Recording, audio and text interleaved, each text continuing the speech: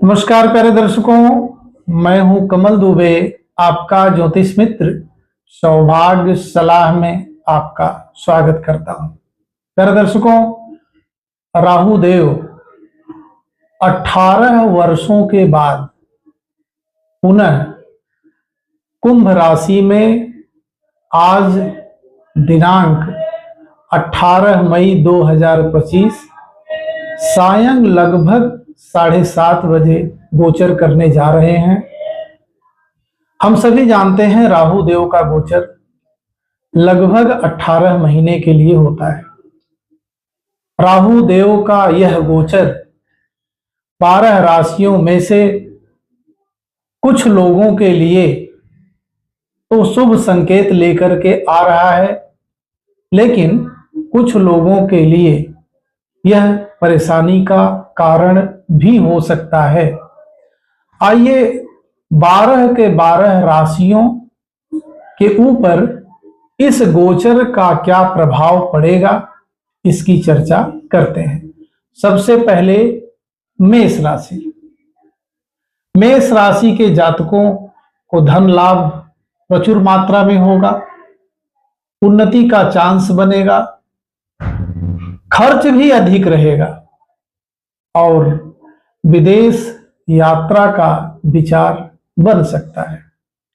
दूसरी हमारी राशि है वृष राशि। वृष राशि में यह गोचर 10वें भाव में हो रहा है। आय कम रहेगी, खर्च अधिक रहेगा, कार्य व घरेलू उलझनों के कारण तनाव बना रहेगा, कार्य में विघ्न बाधाएं आती रहेंगी। तीसरी राशि मिथुन। मिथुन राशि में यह गोचर 9वें भाव में हो रहा है। बिगड़े कार्य में कुछ सुधार होंगे, वाहन सुख मिलने की स्थिति बन रहे हैं, कठिनाई से आय प्राप्त हो सकती है। चौथी राशि कर्क राशि में यह गोचर 8वें भाव में हो रहा है।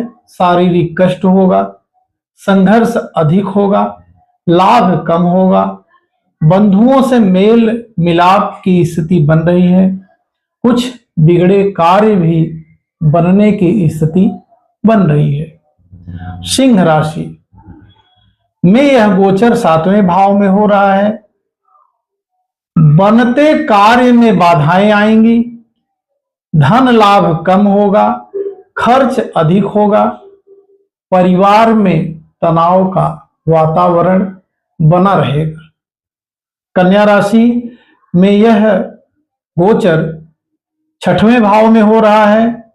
स्वास्थ्य हानि, परिश्रम के बाद भी आय कम, आर्थिक परेशानी, शत्रु भय बना रहेगा। 7वीं राशि तुला राशि में यह गोचर 5वें भाव में हो रहा है। नजदीकी लोगों से कलह, आय कम, खर्च अधिक, संतान शिक्षा में बाधाएं आने की स्थिति बन रही है। प्यारे दर्शकों, अगली राशि 8वीं वृश्चिक राशि में यह गोचर 4थे भाव में हो रहा है। निकट संबंधी से कलह की स्थिति बन रही है, कम लाभ की स्थिति बन रही है, खर्च अधिक होने की स्थिति बन रही है, व्यवसाय में कम लाभ व वृथा भाग दौड़ की स्थिति भी बनती हुई दिखाई पड़ रही है। 9वीं राशि धनु राशि में यह गोचर 3रे भाव में हो रहा है। पराक्रम व उत्साह में वृद्धि, शुभ यात्रा, धन लाभ, पदोन्नति के अवसर बनेंगे, विदेश यात्रा की भी स्थिति बनती हुई दिखाई पड़ रही है। 10वीं राशि मकर राशि में यह गोचर 2रे भाव में हो रहा है। घरेलू व व्यवसाय में तनाव की स्थिति बनेगी, जीवन में हर प्रकार की परेशानी आने की स्थिति बनेगी, धन हानि की स्थिति बनेगी, रोग ऋण शत्रु में वृद्धि होने की भी स्थिति बनती हुई दिखाई पड़ रही है। 11वीं राशि कुंभ राशि में यह गोचर हो ही रहा है। शारीरिक कष्ट, तनाव, बनते कार्य बिगड़े हुए दिखाई पड़ते दिख रहे हैं, खर्च में अधिकता हो सकती है। मीन राशि में यह गोचर 12वें भाव में हो रहा है, क्योंकि अभी तक राहु देव मीन राशि में ही थे। हम सभी जानते हैं राहु देव की चाल उल्टी होती है। मीन राशि से वह कुंभ राशि में आज रात्रि लगभग 7:30 बजे के आसपास परिवर्तन कर रहे हैं। मीन राशि के जातकों के लिए कम आय, खर्च अधिक, किसी अप्रिय घटना के कारण मन अशांत हो सकता है। आपने 12 राशियों की स्थिति समझी। अब कुछ उपाय भी आपको बता देते हैं। उपाय में पहला है दान। क्या दान करें?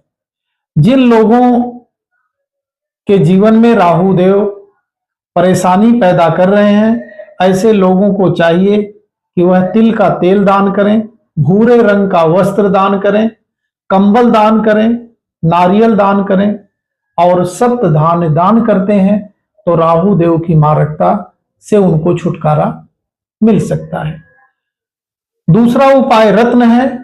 यदि राहु देव की स्थिति आपके कुंडली में अच्छी बने तो 6.25 रत्ती का गोमेद अष्ट धातु में बनवाकर दाहिने हाथ की मध्यमा उंगली में धारण करें यदि पुरुष जातक हैं तो, और यदि स्त्री जातक हैं तो वह इस अंगूठी को बाएं हाथ की मध्यमा उंगली में धारण करें। मंत्र जप क्या करना है?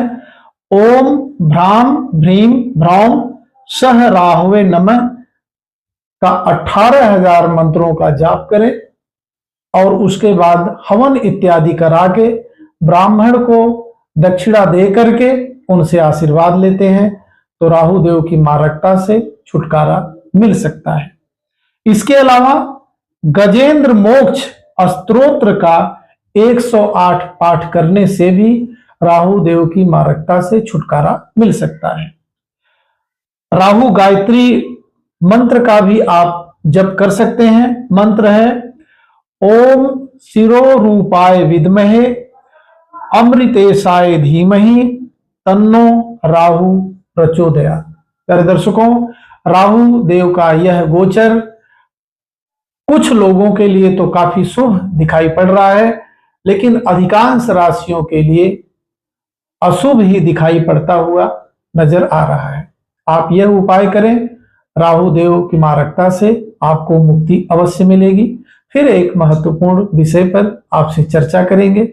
आप सभी दर्शक हमसे जुड़े, आप सभी का बहुत बहुत धन्यवाद।